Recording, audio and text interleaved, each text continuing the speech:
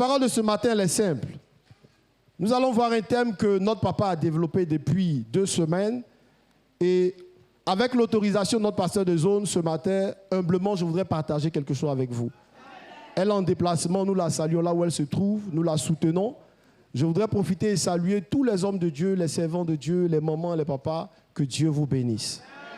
Nous avons choisi la bonne part et nous faisons bien d'être là. Le thème de ce matin, c'est la marque du vrai chrétien. La marque du vrai chrétien. Oui, bien aimé, nous devons en parler parce qu'il y a trop de confusion aujourd'hui dans le corps de Christ. Au point où on se demande, est-ce qu'il y a encore la foi sur la terre? C'est pourquoi nous devons parler de ces choses avec beaucoup de sérieux. Alain. C'est pourquoi nous allons tous nous tenir debout et prendre le livre de 1 Jean au chapitre 3 pour cette première lecture à partir du verset 7. 1 Jean chapitre 3 à partir du verset 7. Il nous dit dans sa parole, je lis, « Petits enfants, que personne ne vous séduise. Celui qui pratique la justice est juste, comme lui-même est juste.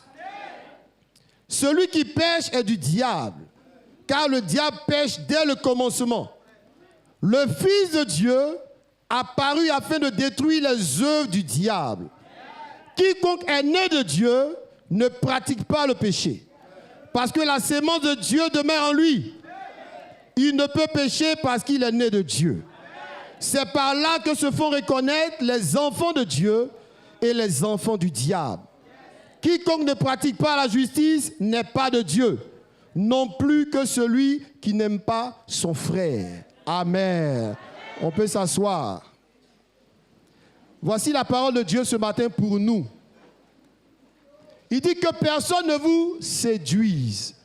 Oui, pourquoi? Parce qu'en réalité, il y a beaucoup trop d'imitations, de séductions, de falsifications. Au point où on ne sait plus à qui on a affaire, même dans la maison du Seigneur. Et cette parole, elle est claire. Il dit, si nous sommes de Dieu, nous ne devons pas pratiquer le péché. Mais je vais commencer d'abord par me poser la question, mais qui est chrétien? Parce qu'on veut savoir la marque du chrétien. Bien aimé, en temps normal, selon le livre de Jean chapitre 1, la Bible dit, à ceux qui l'ont reçu, ils sont devenus enfants de Dieu. Donc, la première chose qu'on doit savoir, c'est que pour être chrétien, nous devons avoir reçu le Seigneur. Nous devons avoir accepté le Seigneur. Est-ce que ce matin, tu as accepté le Seigneur? Lève la main comme moi si tu as accepté le Seigneur. Dieu merci. Donc je parle à mes frères. Amen. Si nous avons accepté le Seigneur, alors nous avons une même base qui est la parole de l'Éternel. Et c'est pourquoi je veux te dire que ceux qui ont accepté le Seigneur, ce sont des hommes et des femmes qui se sont repentis, qui ont tourné le dos au monde. Qui ont tourné le dos au monde. Donc lorsque nous sommes en train de parler des choses du monde, je veux t'encourager à nous soutenir dans ces voies-là, à condamner les choses du monde. Afin qu'ensemble nous puissions sortir de ces choses et qu'il puisse y avoir une différence entre ceux qui sont de Dieu et ceux qui ne sont pas de Dieu. Parce que tant que nous sommes dans le Seigneur et que nous sommes encore dans ces choses du monde, il y a une confusion. On ne sait pas comment t'identifier, bien-aimé. Mais ce matin, Dieu t'aime, alléluia. C'est pourquoi il vient te rappeler ces choses. Parce qu'il n'est jamais tard dans le Seigneur. Certainement, pendant des années, tu t'es posé des questions sur ta foi. Ce matin, le Seigneur te répond. Il n'est pas tard. Reviens à moi. Je suis venu te dire ce matin que la Bible dit, si nous avons accepté le Seigneur, nous avons tourné le dos au monde. Mais quand nous avons tourné le dos au monde, nous avons accepté Jésus comme Seigneur et Sauveur. Je répète, comme Seigneur et Sauveur. Est-ce que Jésus est Seigneur dans ta vie? Parce que je vois des gens, dans la vraie vie, c'est-à-dire dans le quotidien, quand on dit à des rois, ils s'humilient, ils s'agenouillent, ils se couchent. Bien-aimé, est-ce que toi, tu peux te coucher devant le Seigneur? Est-ce que ton orgueil n'est pas trop devant Dieu? Parce que lorsqu'on a accepté Jésus comme Seigneur et Sauveur, on s'humilie. Si Jésus est Seigneur dans ta vie, apprends l'humilité, bien-aimé. Voici l'une des choses que Dieu attend de nous. Est-ce qu'on ne se voit pas trop grand? Est-ce qu'on ne se voit pas trop fort? Est-ce qu'on ne se voit pas trop beau? Dieu parle à ton cœur ce matin. Il y a longtemps que tu es trop grand pour lui. Il y a longtemps que tu es trop élevé devant le Seigneur. Il est temps que tu t'abaisses. Si tu es de Dieu, il est temps que tu t'abaisses. Mais ce n'est pas tout, bien-aimé. Non seulement ils ont accepté le Seigneur, mais ils ont une chose en commun. Ils se soumettent à la parole de Dieu. Voici le chrétien. Ils se soumettent à la parole de Dieu. Bien-aimé, est-ce que tu te soumets à la parole de Dieu? Parce qu'une chose est d'obéir, et puis une autre chose est de se soumettre. On peut ne pas avoir la force peut-être d'obéir à tout ce que Dieu dit, mais on doit se soumettre quand Dieu parle. Dieu te parle ce matin. Il y a longtemps que tu raisonnes avec la Bible. Il y a longtemps que tu mets la Bible de côté et que ton intelligence est devant. Il est temps que tu mettes ton intelligence de côté maintenant. Tes raisonnements de côté maintenant. Et que la parole de Dieu s'impose aussi à toi. Parce que ceux qui ont accepté le Seigneur, comme ils ont la parole de Dieu en commun, il est facile de trancher dans leurs problèmes. Mais pourquoi pour toi on ne peut pas trancher? Pourquoi pour toi ça finit jamais là? Mais c'est parce qu'on n'a pas la même base. Parce qu'on te ramène au temps de la parole de Dieu, tu nous ramènes à tes raisonnements. Dieu te parle ce matin. Je ne sais pas où tu es quitté, mais Dieu te parle ce matin. Il est temps que tu changes et que la parole de Dieu s'impose aussi à toi. Et qu'on puisse te voir comme un enfant de Dieu, comme une fille de Dieu. Et qu'on puisse dire, oh Dieu, merci parce qu'il a touché la vie de cette femme, de cet homme. Est-ce que tu es d'accord avec moi ce matin? Nous sommes enfants de Dieu, bien-aimés. Et c'est une alliance que nous avons avec le Seigneur. Parce que tu as accepté Jésus, tu es devenu une nouvelle créature.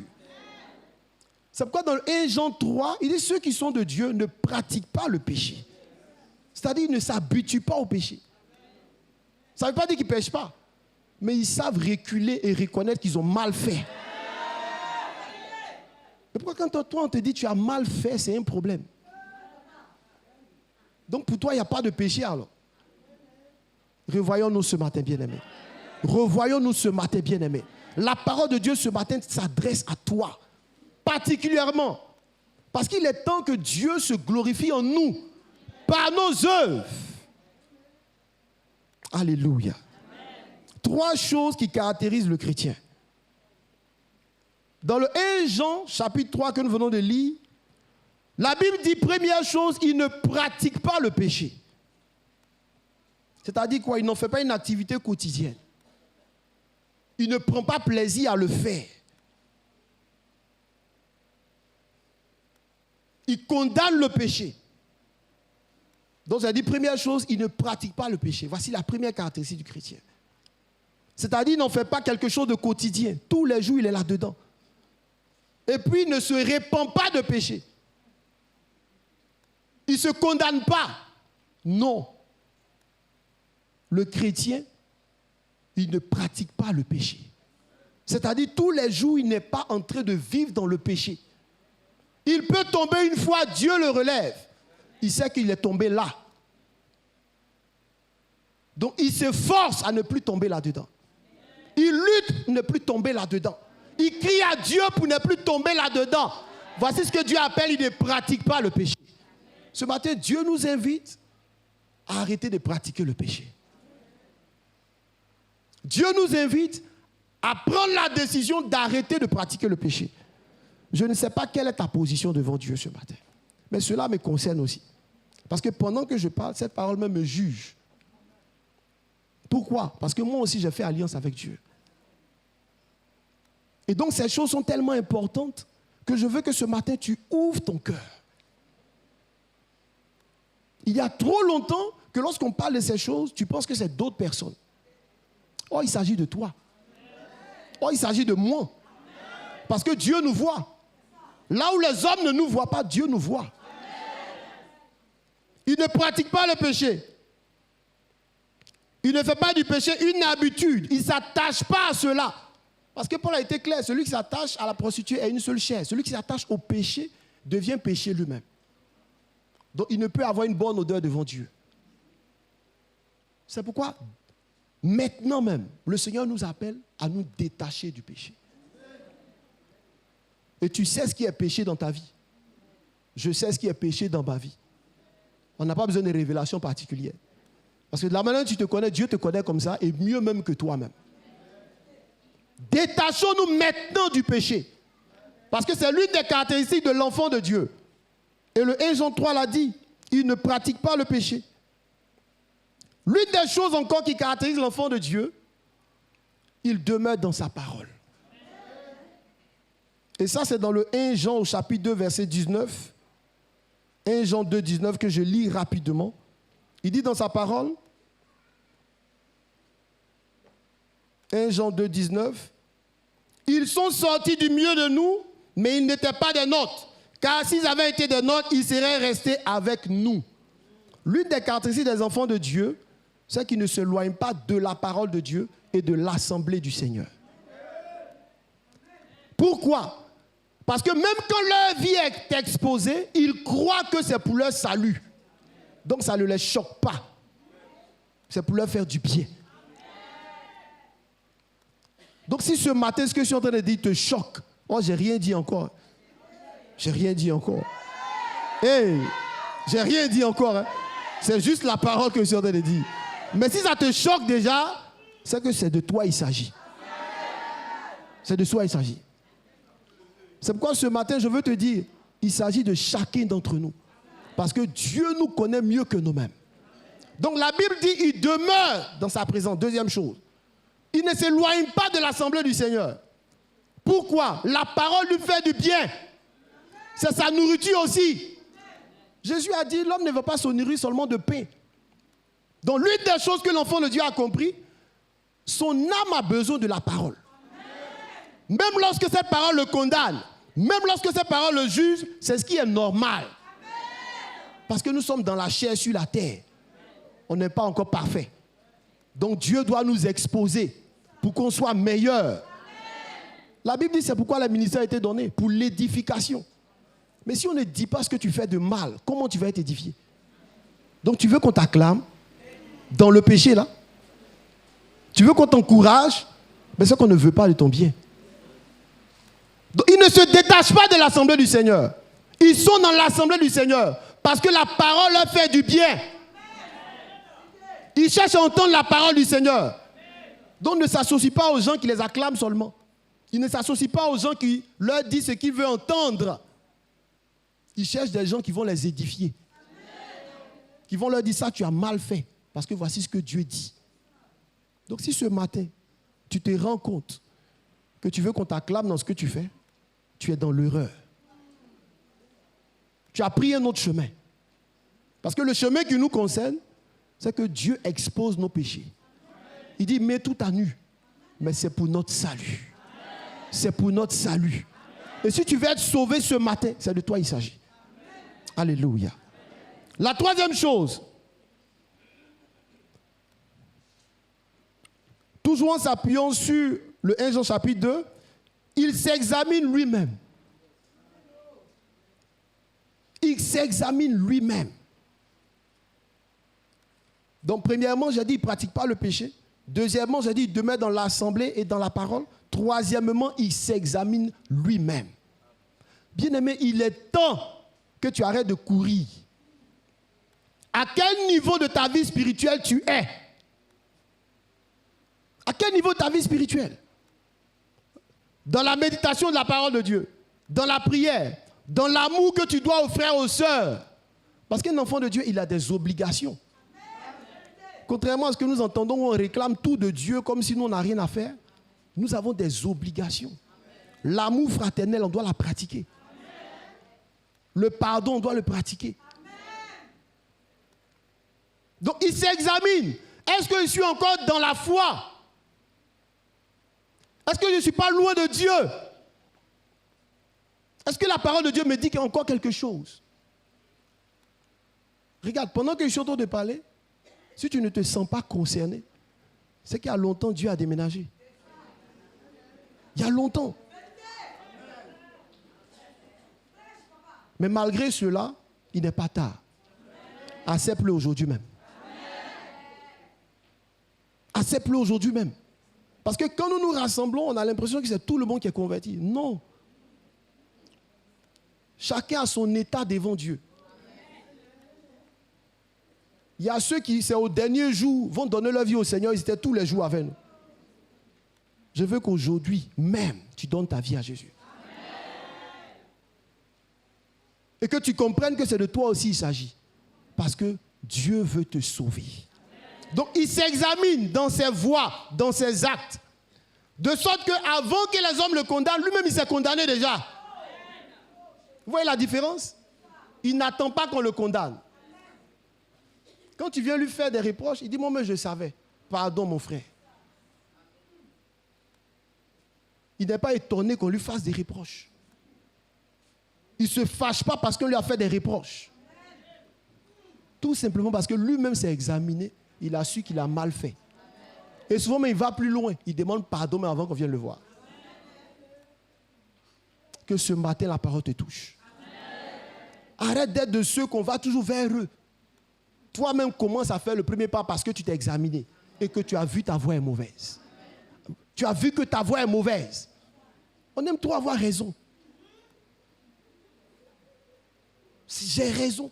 J'ai raison. C'est pour aller au ciel, bien en fait. Si c'est pour aller au ciel, laisse ta raison. Et puis va au ciel.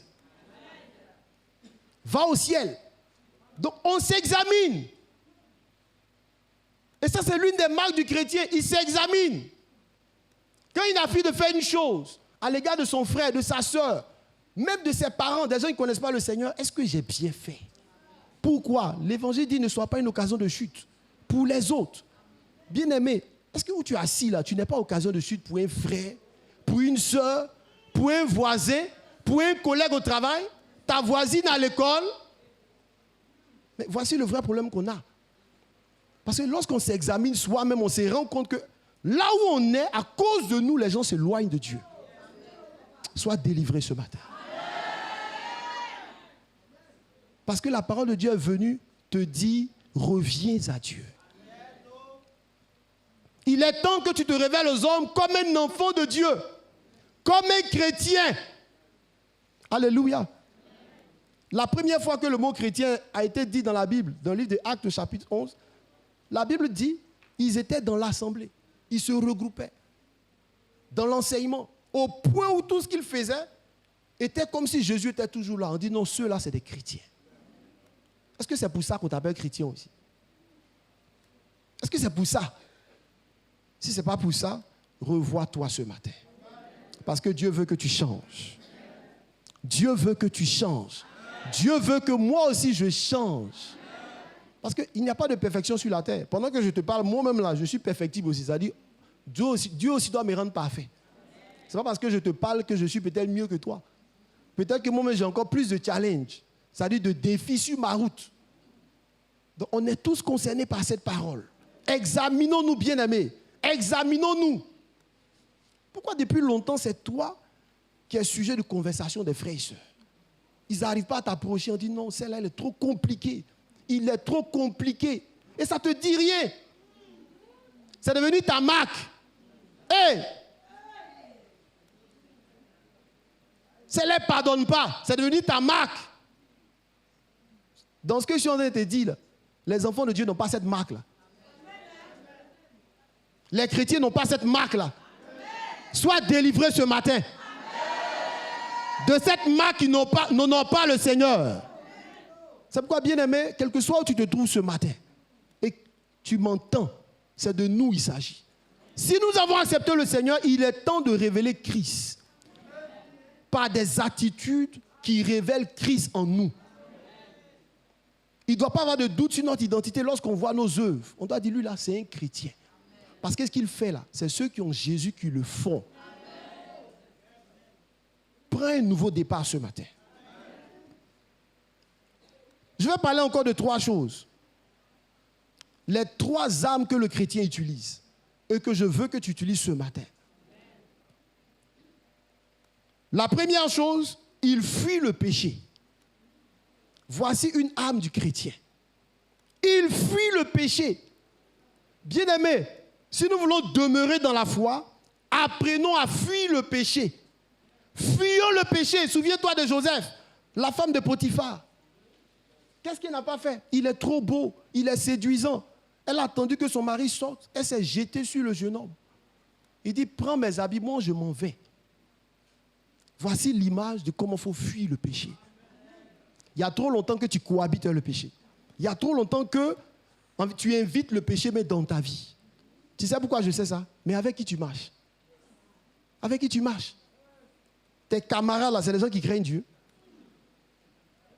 Les gens qui tu communiques tous les jours, sur WhatsApp, Facebook, Twitter, etc., etc., ils craignent Dieu. Tu ne te rends pas compte que c'est eux qui te tirent dans ces choses-là. C'est pourquoi je sais que tu n'es pas en train de fuir. Tu es en train de cohabiter avec le péché. Tu es en train d'inviter le péché. Les enfants de Dieu fuient le péché. Il sait qu'il ne doit pas fumer, il ne se balade pas les gens qui fument. Il sait qu'il ne doit pas boire, il ne se balade pas les ivrognes. Il sait qu'il ne doit pas être un coureur de jupons, il ne se balade pas avec les impudiques. Des gens qui ne veulent pas se marier, mais qui veulent découvrir toutes les femmes. Ils réfléchissent comment ces gens-là? Mais ce sont tes amis. Souvent même, ils te font des propositions. Je ne vais pas dire que tu as accepté, mais je crois que tu n'as pas accepté. Mais Dieu te parle ce matin. Si tu étais prêt à accepter une proposition qui n'est pas de Dieu, éloigne-toi de ses amis. Pourquoi? Parce que tu dois fuir le péché. Deuxième chose qui est leur caractéristique, ces enfants de Dieu, ils se soumettent à Dieu. Ils se soumettent à Dieu. C'est une arme. Ils se soumettent à Dieu. Jacques chapitre 4, verset 7 dit, soumettez-vous à Dieu. Soumettez-vous à Dieu. On n'est pas trop fort, bien-aimé. Quel que soit le problème, quelle que soit la situation, soumets-toi à Dieu. Soumets-toi à Dieu. Crie à Dieu, Seigneur, sauve-moi, délivre-moi, agis dans ma vie. On n'est pas trop fort, bien-aimé. S'il a dit fuir, c'est parce que le péché, il n'en joue pas avec. Donc soumets-toi à lui pour pouvoir fuir le péché. Alléluia. Donc voici nos armes encore de l'enfant de Dieu. Comme il est soumis à Dieu, il est facile de lui parler. Parce que dès que tu vas dire Dieu dit, il est soumis à Dieu, donc il va t'écouter. Mais les gens, des personnes, quand tu leur dis Dieu dit, et puis il te dit, et puis quoi? Tu vois de qui il s'agit, non? Il te dit, et puis quoi? Fais attention. Fais attention. On dit Dieu dit, il dit, et puis quoi? Fais très attention. Parce que dans 1 Corinthiens chapitre 5, Paul a dit, ceux-là, ne bavardez même pas avec eux. Il dit, éloignez-vous d'eux. Ne causez même pas avec eux. Mais pourquoi il peut nous dire de telles choses? Mais il est en train de t'inviter à te détourner de Dieu. Or, si tu te détournes de Dieu, quelle est ta force? Quelle est ta force pour fuir le péché? Dieu te parle ce matin. Commence à soumettre ta vie à Dieu. Tes décisions à Dieu. Tes engagements à Dieu. Souvent, on veut faire des choix. On met Dieu de côté. On a fini de tout faire. Quand c'est gâté, on vient voir maintenant papa. On vient voir le révérend. On vient voir le pasteur de secteur, district. Ah, vraiment, j'ai un problème. Quand la personne me te raconte, mais c'est déjà fini. Moi, je peux faire quoi dedans? C'est déjà fini. Tu t'es déjà engagé, tu as tout pris, toutes les décisions. Et puis, qu'est-ce qu'on peut faire là-dedans? Voici une preuve que tu ne soumets pas ta vie à Dieu. Parce que normalement, dès que l'idée est venue, tu peux soumettre cela à Dieu. Est-ce que c'est bien à faire? Parce que telle voie peut paraître bonne. Elle peut paraître parfaite. Mais son issue, là, il y a beaucoup de pleurs là-dedans. Beaucoup de douleurs là-dedans. C'est pourquoi Dieu vient te dire ce matin, si tu veux avoir la force de résister au péché, de fuir le péché, de résister au diable, il est temps que tu soumettes ta vie à Dieu. Alléluia. Troisième chose que l'enfant de Dieu fait, la Bible dit, il se prépare à rencontrer son Dieu. Jacques 1, 27. Il se prépare à rencontrer son Dieu. Il se prépare à rencontrer son Dieu en faisant quoi? En se dépouillant des souillures de ce monde. Je vais lire. Jacques chapitre 1, verset 27. Jacques 1, verset 27. Il dit, la religion pure et sans tache devant notre Père consiste à visiter les veuves des orphelins dans les afflictions et à se préserver des souillures du monde. à se préserver des souillures du monde. Cela veut dire quoi? Cela veut dire que pendant que nous sommes sur cette terre, Dieu attend de nous qu'on s'éloigne des œuvres du monde, qu'on s'éloigne des œuvres du monde. Donc plus le temps passe, plus tu dois t'éloigner du monde. Parce qu'on ne peut être ami de Dieu et en même temps ami du monde. C'est pourquoi pendant que je suis en train de te parler, ce que Dieu attend de toi, c'est que tu te détaches d'une chose qui est encore du monde dans ta vie. Prends la décision et soumets-la à Dieu. Prends la décision et soumets-la à ton Père. Parce que la Bible dit, parce que nous avons accepté Jésus, nous sommes devenus enfants de Dieu. Donc c'est normal qu'on parle à notre Père et lui dise, voici la situation, guide-moi, oriente-moi. Seigneur, j'ai besoin de toi. Je veux que ce matin, cette parole touche ton cœur. Parce que je ne sais pas véritablement la décision que tu as prise concernant ta vie. Je ne sais pas la décision que tu as prise concernant ta marche avec le Seigneur. Mais je sais une chose. Si tu prends la décision aujourd'hui même, des choses nouvelles peuvent se passer. Il est temps que la confusion s'arrête. Pourquoi? Parce qu'aujourd'hui, dans le monde, on ne sait plus qui est chrétien. Parce que lorsqu'on regarde ce que les païens font, il n'y a aucune différence avec ce que les chrétiens font aussi. Tu sais que moi je le sais? Mais on trouve les malhonnêtes partout, dans les deux camps. On trouve les impudiques partout. Mais je vais lire 1 Corinthiens chapitre 5. Parce que quand je parle, vous me regardez, ce n'est pas normal. On entend dire généralement qu'il y a parmi vous de l'impudicité. Et une impudicité telle qu'elle ne se rencontre pas même chez les païens. C'est au point que l'un de vous a la femme de son père. Et vous êtes enflé d'orgueil. Et vous n'avez pas été plutôt dans l'affliction afin que celui qui a commis cet acte fût ôté du milieu de vous. Pour moi, absent de corps mais présent d'esprit, j'ai déjà jugé. Comme si j'étais présent. Celui qui a commis un tel acte au nom du Seigneur Jésus, voué mon esprit étant assemblé avec la puissance de notre Seigneur Jésus, qu'un tel homme soit livré à Satan pour la destruction de la chair, afin que l'esprit soit sauvé au jour du jugement. Et il allait loin. Hein? Mais je ne vais pas vous effrayer, je continue. Il dit, c'est bien à tort que vous vous glorifiez. Ne savez-vous pas qu'un peu de levain fait lever toute la pâte? Faites disparaître le vieux levain, afin que vous soyez une pâte nouvelle, puisque vous êtes sans levain, car Christ, notre Pâque, a été immolé. Il dit, célébrons donc la fête, non avec du vieux levain, non avec du levain de malice et de méchanceté, mais avec les pains sans levain de la pureté et de la vérité. Je vous ai écrit dans ma lettre de ne pas avoir de relation avec des impudiques.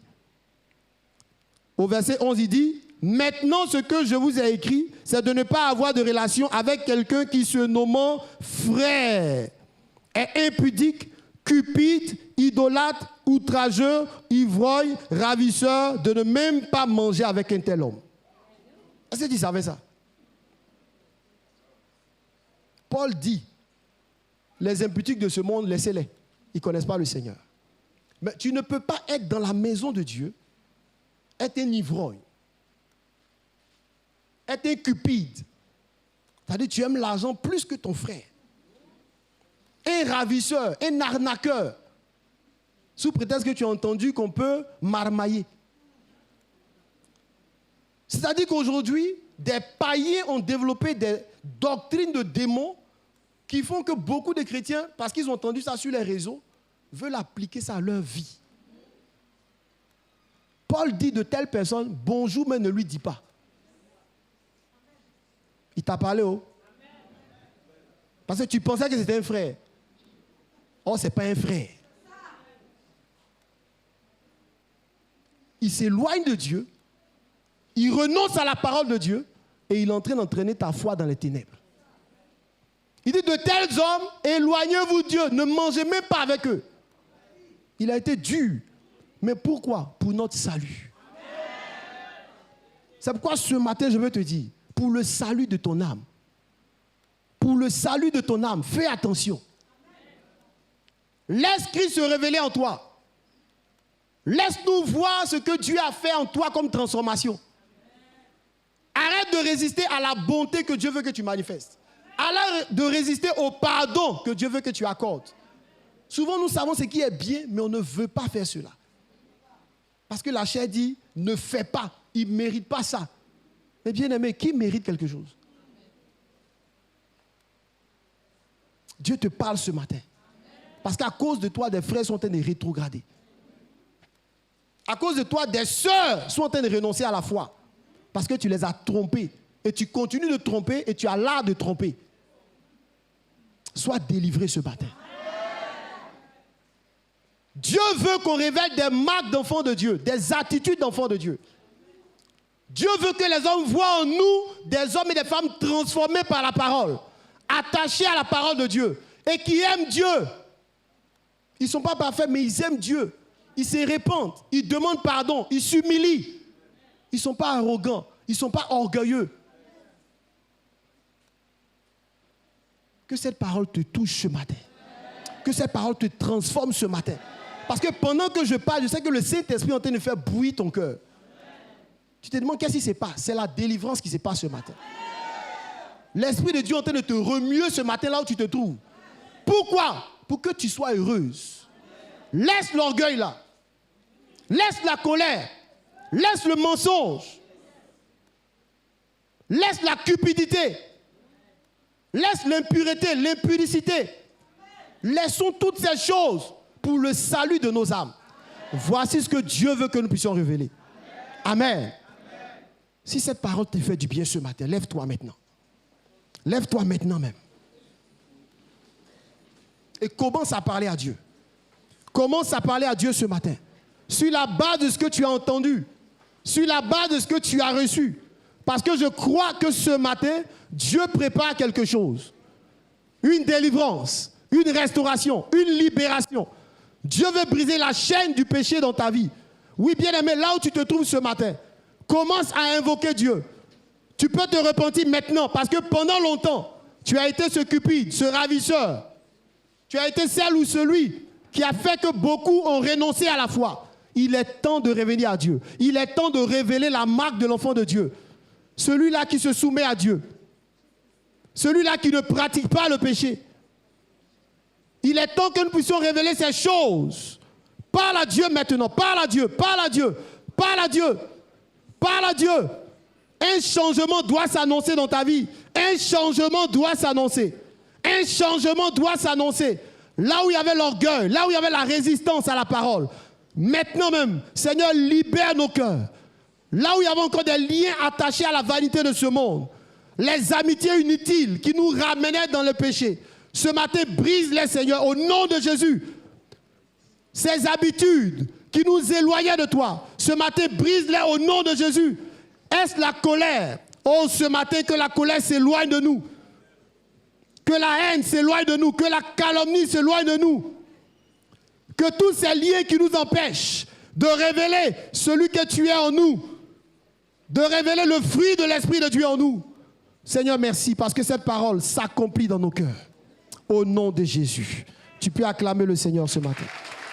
Et pousser un grand cri de restauration et de victoire. Alléluia. Que le nom du Seigneur soit béni. Que Dieu vous bénisse.